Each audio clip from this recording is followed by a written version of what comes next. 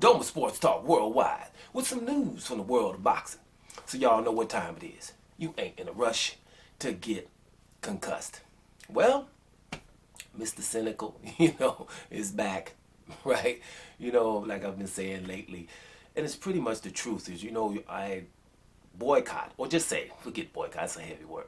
I don't watch more boxing matches than I do watch, right? Because of all the things that go on in boxing. And I'm resentful because when it's not right, then I can't support it. I could try, but I can't support it. And there's a whole bunch of other stuff going on in other sports. I like watching my sport that you can watch instead of watching something that is a little bit, in my opinion, just to be corrupt. And you just can't support those things or it's going to continue to thrive, right? And so now, I'm just going to say, bam.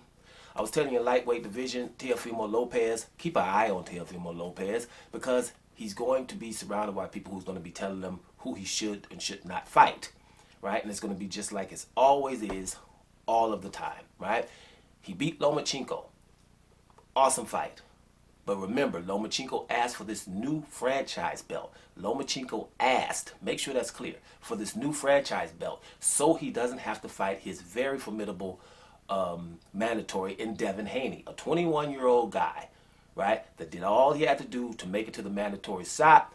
And then Lomachenko says, hey, let me fight Teofimo Lopez and get this franchise title, which means I don't have to fight this guy. So, earlier, let's say 3 or 4 months earlier, I hate to go through this again, but Canelo Alvarez had a formidable mandatory in Jamal Charlo. Guy who can make a huge fight in Texas, mandatory challenger, has done everything, had about 3 or 4 elimination fights and stuff like that to become mandatory. Once he got there, the WBC figured out a way to get Canelo this franchise belt so he doesn't have to fight Charlo. So others got wind of it and said, well, shoot, if I got a mandatory, let me do that, right? You know what I'm saying? Be careful now because there's a mandatory that doesn't want to fight his champion in Jaime Munguia. They'll probably figure out how to give a mandatory challenger some kind of franchise belt so he doesn't have to fight the champion. That might be what happens next. Sounds outlandish now, doesn't it? But those franchise titles sound outlandish when you talk about them. It's like we got mandatory in boxing so we can get a little bit of things that are just right. Some correctness, right?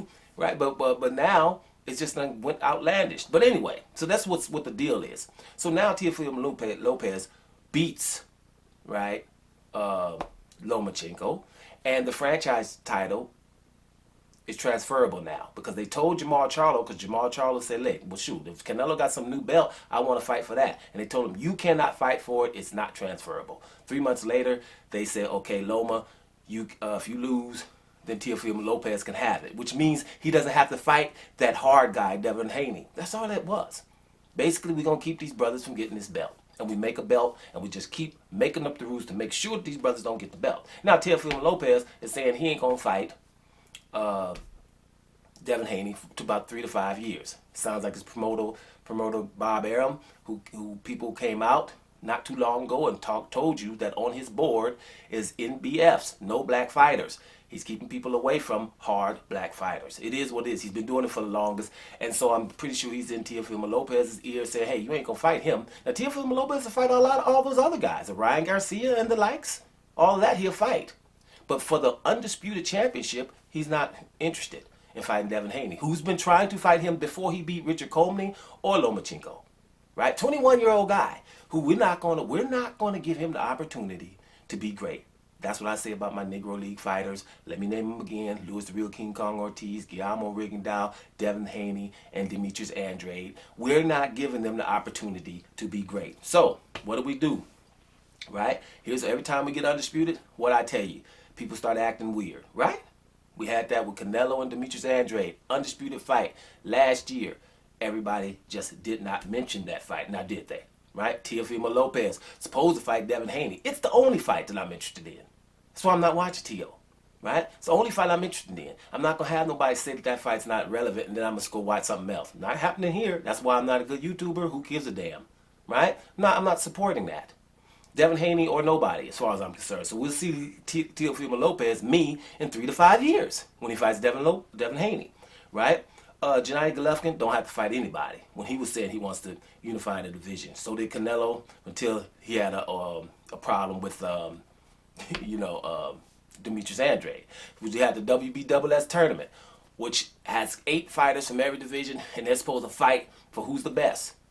They don't get sponsors. Nobody wants to see the tournament. Because what did it produce? It produced Alexander Usyk in the cruiserweight division as undisputed baddest dude there. But nobody wants to see that, right? A lot of people don't want to see Terrence Crawford versus Pacquiao. Could be the changing of the guard. And Pacquiao's not going to be able to fight against Bud Crawford, really. It's because he's too hard, right? Bud Crawford's too hard. But Bud needs him so he can get the WBA title.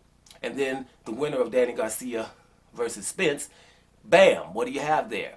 An undisputed fight. Every time we get close to undisputed, people act weird. So at the end of the day, guys, it's like this. I don't have good news. I think if Teofimo Lopez is not going to fight Devin Haney, that's a problem. I told you, 21 and 23-year-olds respectively, they could have a trilogy. Why are we waiting for for whoever, for how long this is? Because we are not putting no brother in this situation. Bottom line. And, unfortunately, but what is what it is, so I ain't holding back. I'm sick of it. This first information I got today was ridiculous. Now, here's something also, too, while I'm going out here. Jake Paul knocked Nate Robinson the hell out, right?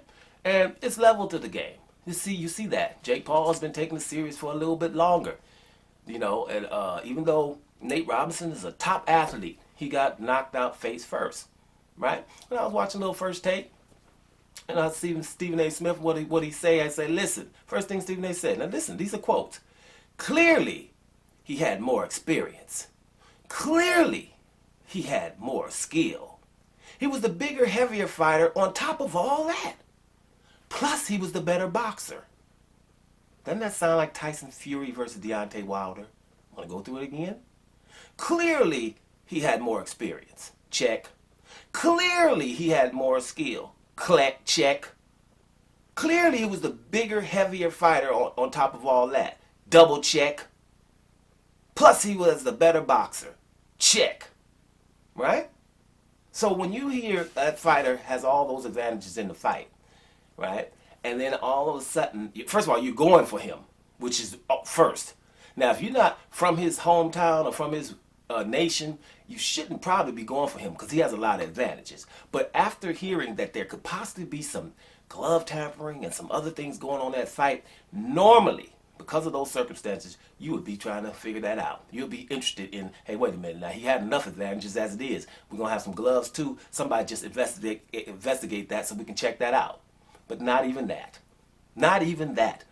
Right? And that's the point. Because what Stephen A. Smith was trying to say about Nate Robinson and Jake Paul was, hey, wait a minute, Jake Paul is a little bit too good to be fighting this guy. That's what people say about Tyson Fury versus Deontay Wilder. Right? You say it, but inside, you don't even want to see the trilogy if he's not able to cheat. People don't even want to see the trilogy. Think about that. And with all those advantages, no one wants to investigate. So, as far as I'm concerned, when I'm going back to Teofimo Lopez, no Devin Haney, then I won't be reporting on the dude. I mean, unfortunately, but ain't nobody care because, ain't but 5, 6 subscribers. But I'm just saying, that's how we roll here. It's not like I'm faking to be upset about stuff. We cannot keep supporting how boxing keeps avoiding, right, these fighters of color. If Devin Haney got the opportunity with 21 years old to be undisputed, we would have a superstar. But we're not going to do that. If your boy Demetrius Andrade had an opportunity to be undisputed against Canelo, right, last year, we might have a superstar. We're not allowing that to happen, and it's blatant. So blatantly, I ain't watching it. Doma Sports Talk Worldwide. And I'm up out of here, y'all.